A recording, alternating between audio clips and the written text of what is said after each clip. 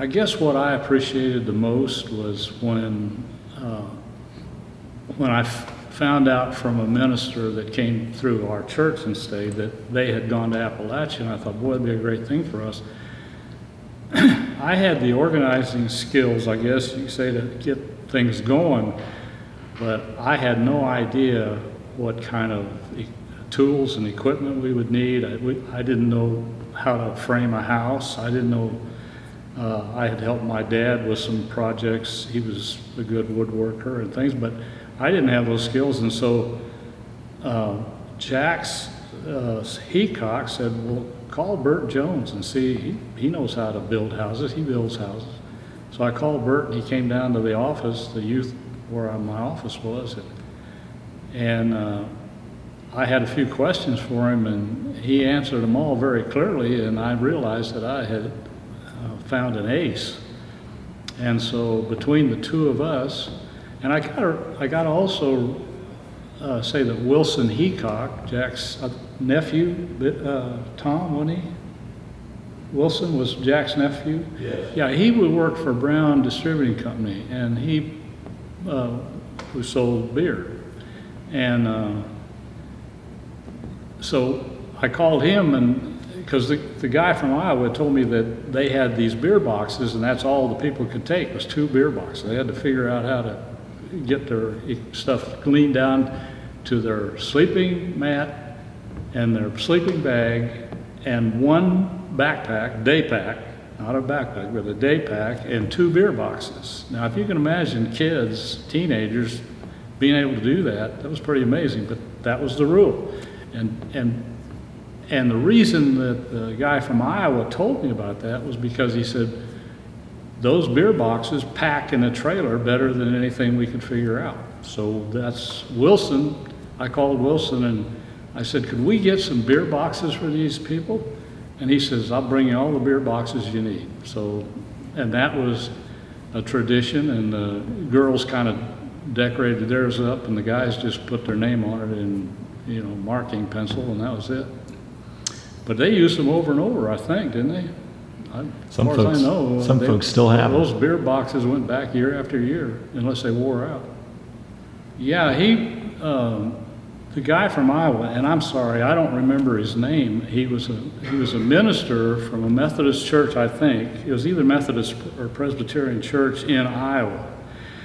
And I got a phone call from him, and he said, I don't know who he talked to, but he said, I understand you have a large space in your church, and I'd like to know if I can bring my team that we're going to Mexico to do a work project and repair a church in Mexico.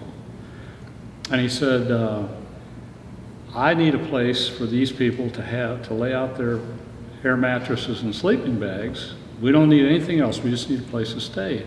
And I said, I'm sure that we can do that, but let me check with Jack, Dr. Heacock, make sure he doesn't have anything going on that would interrupt that. So I ran down to his office. It was just down the hall a little ways, and I knocked on the door, and I said, Jack, and I told him the story, and he said, basically, I think it's exactly what he said. He said, tell him, bring them on, and tell them we'll have pizza for them. So he came in and his team, and he had probably about the same number of people that we took to Appalachia. And so I was kind of excited because I had thought that as a youth group and trying to keep things going with the youth of the church, we ought to do something like that. And so I sat down with him for, a couple of 3 hours that evening. And I just kept asking him questions, and I wrote down everything he told me. And I asked him, how did you start doing these work groups? I didn't know he'd even been to Appalachia. And he said, well, we started with Appalachia. And he said, if I were going to start, that's where I'd start, because it's in the United States, and it's easier than doing all the stuff you have to do to go to Mexico. And so I wrote that down, and then I asked him, well, how did you know what things you were going to need to do when you got there? And he said, well, we just called him. And first of all, he said, I called him and I got all the information, and we had people in the church that had building experience, and they knew what tools were safe for kids to use, and all these things. I'm making notes as fast as I could. And then I just, I asked him, well, how did you go about arranging? And I told him I saw his beer boxes, and I said, how did you go about the idea of the beer boxes? He said, well, there's only so much you can take, and so you have to set restrictions, because otherwise you're going to be carrying everything but the kitchen sink, because these kids like to carry a lot of stuff. So that's what I wrote that down, and so that's how it all got started. And the stock. That's the other question I asked him. Well, how did you raise the money to do this? He said, well, we had a guy in the church that was liquidating his printing shop. He's retired, and he called me one day and he said, if the church needs anything I have left over, he'd sold most of the stuff or sold it to the guy who took over the business. And he said, I've got some things here. You just come up, and if there's any paper products or anything you can use that I haven't sold, just you help yourself.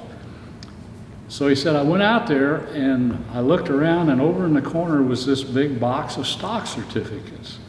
And they were stock certificates, but they were blank. They didn't say what kind of stock or how many issues or anything like that. And he said, I'll just take that box.